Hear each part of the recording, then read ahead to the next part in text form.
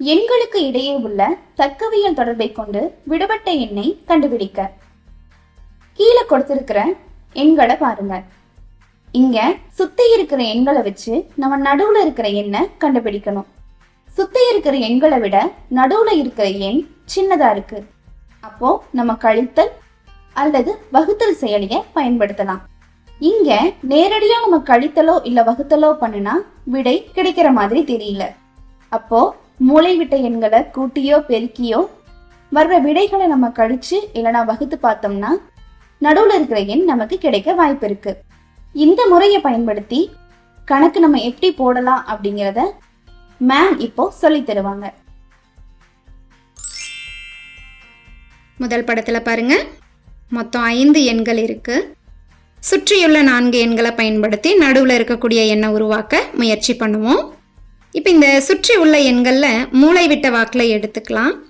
12 5 இதை பெருக்குனா 60, 22 2 இதை பெருக்குனா 44, இதை கழிச்சிருங்க 16. இது ஒரு வர்க்க எண்ணா இருக்கா? அப்போ 16 இதை வர்க்கமாக மாற்றி எழுதினா 4 ஸ்கொயர். அதில் இருக்கிற 4 தான் நடுவில் எழுதப்பட்டிருக்கா? இதே போல் இரண்டாவது படத்துலையும் நம்ம முயற்சி பண்ணி பார்ப்போம். 7ஓட 7 பெருக்குனா 49, 4ஓட 6 பெருக்குனா 24, இதை கழிச்சிட்டா 25.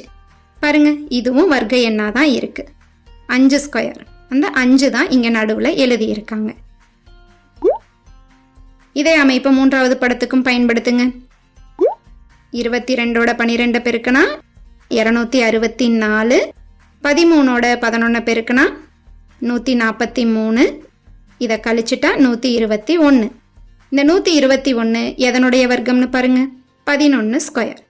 அப்படின்னா நம்ம நடுவில் எழுத வேண்டிய எண் 11.